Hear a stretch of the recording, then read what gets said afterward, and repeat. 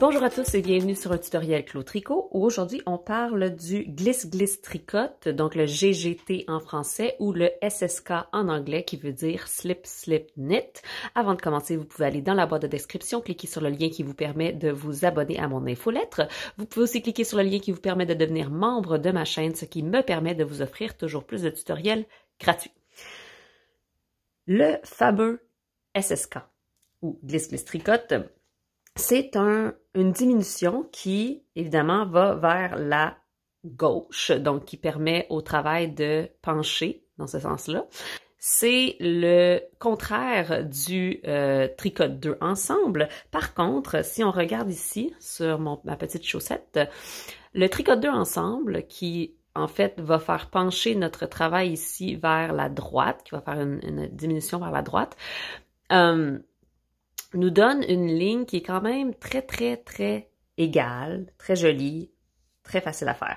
Le glisse-glisse tricote donne un effet un petit peu plus, comment dire, inégal. C'est plus difficile d'atteindre une diminution vraiment parfaite avec le glisse-glisse tricote. Mais on est toujours à la recherche de la diminution parfaite. Et donc, j'ai trois façons différentes de faire le glisse-glisse tricote qui me donnent des effets un tout petit peu différents. Donc, comme vous le voyez, j'ai une section de diminution ici, j'en ai une ici et j'en ai une ici. Et elles ont quelques petites différences dans leur look, mais surtout, elles ont été faites de façon différente. Donc, je vais commencer par le premier ici, qui est un glisse-glisse tricote, je dirais, plus traditionnel. Donc, je vais tricoter jusqu'à l'endroit où j'ai fait mes diminutions. Et pour un glisse-glisse tricote traditionnel, ce qu'on fait, c'est qu'on glisse la première maille comme pour tricoter à l'endroit. On glisse la deuxième maille comme pour tricoter à l'endroit. On remet les deux maille sur notre aiguille gauche et moi j'aime la passer devant, comme ça je n'ai pas besoin d'enlever mon autre aiguille, mais je peux la laisser à l'intérieur et tricoter les deux par le brin arrière, comme ceci. Et ça nous donne cette diminution. Donc encore une fois, je vais la refaire à la même place pour vous, mais à l'anglaise. Donc on glisse comme pour tricoter à l'endroit, glisse comme pour tricoter à l'endroit, met l'aiguille dans le devant, ici, pour tricoter les mailles par le brin arrière. Et ça nous donne cette diminution. Cette rangée de diminution, pour moi, est la moins égale. Elle me donne un travail qui est plutôt... J'ai peut-être même manqué une diminution ici. Non, je pense pas. Qui me donne un travail plutôt inconsistant. Ça fait aussi une rangée de diminution qui est un peu plus... surélevée que les autres que je fais plus tard. Donc, je vais vous montrer ce que je fais sur la prochaine. Je vais faire une petite augmentation ici, mais c'est simplement pour garder mon échantillon de la même largeur tout au long de la démonstration. J'y suis presque. Allons-y. Donc, la deuxième façon de faire la diminution, qui donne déjà un effet un peu plus plat, à mon avis, et un peu moins...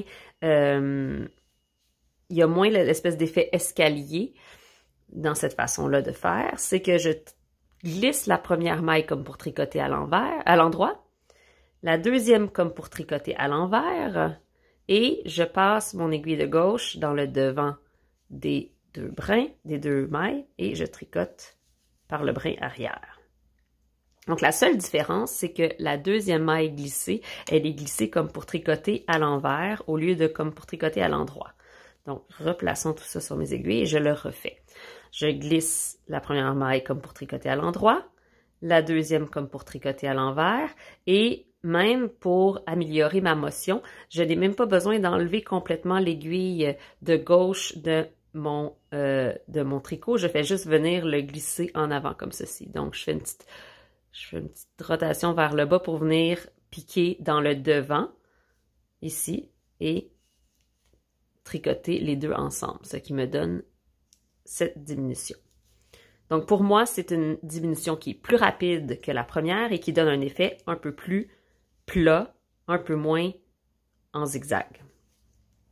Maintenant, la dernière façon de faire Je l'ai apprise de Patty Lyons, qui est une enseignante anglophone extraordinaire, et elle l'appelle le One Move SSK, donc le glisse-glisse-tricote en un seul mouvement, puisqu'évidemment, d'habitude, quand on fait un glisse-glisse-tricote, c'est glisse-glisse-tricote, donc il y a 3 mouvements à faire.